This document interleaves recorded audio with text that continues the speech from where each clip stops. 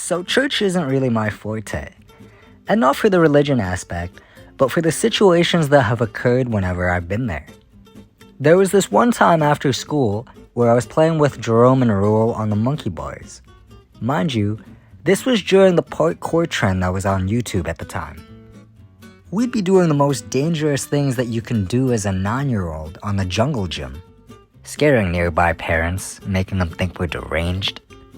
But it was one jump in particular that changed my life at the time.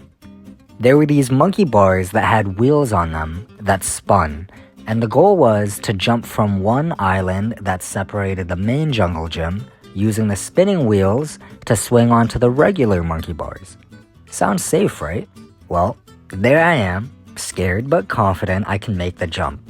And just as I make it onto the spin wheels, I swing over onto the monkey bars and successfully slam my face into the sand.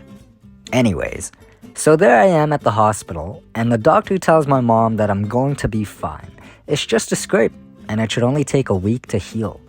Problem is, it's Friday, and 2 days from now is Sunday. Sunday is church. How am I gonna go to church looking all messed up?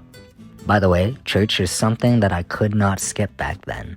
Skipping forward to Sunday, there I am at church with a pair of sunglasses hiding my shame, as I'm embarrassed out of my mind to show my face, as I look like the villain from Batman, Two-Face. But church proceeded as normal until about halfway through. At a certain point, there was a guy beside me who didn't appreciate the fact that I'm being disrespectful at church by wearing sunglasses. I guess he must have thought I was trying to be cool or something. But the guy takes a look at me and tells me to take my sunglasses off as it's disrespectful. Me being embarrassed at the time, I shook my head and said no.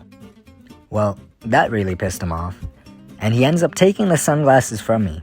It was maybe half a second after that when I noticed that his face went pale, and he slowly put the sunglasses back on my face and faced the front of the church. I can only imagine how he felt. Worst part was, we still had about 30 minutes to go before church ended. I remember it was even more awkward because towards the end of church, they pass around donation baskets.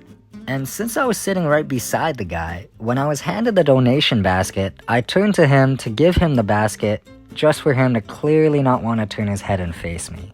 Instead, he chose to lean back and I passed it over to the person beside him. Pretty sure he stopped going to my church after that, because I never saw him again. Anyways, have you ever felt so confident in a word that you use it as a sentence enhancer? I have, and it's put me in some quite interesting situations. My most notable moment using a sentence enhancer was the time I was at a house party. I was just with my friends having a good time, and at one point we were all drinking our apple juice and ripping the bongos when a friend I haven't seen in a while happens to be there. We'll call her Chloe. Well, we start catching up, and she asks if I want to get some air. As we step outside, she asks what I've been up to. And I tell her I haven't been up to much, I've just been doing my own thing. And she tells me she feels the same, and how she's been single lately and somewhat sad. I felt bad after hearing that, as it seems she felt isolated. I told her everything would be okay and things would work out. And right when I said that, she gave me a hug.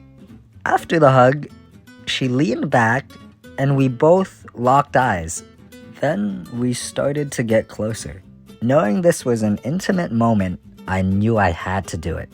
So as we got in closer, I said, "Don't worry, I might get chemically castrated soon. I know how you feel."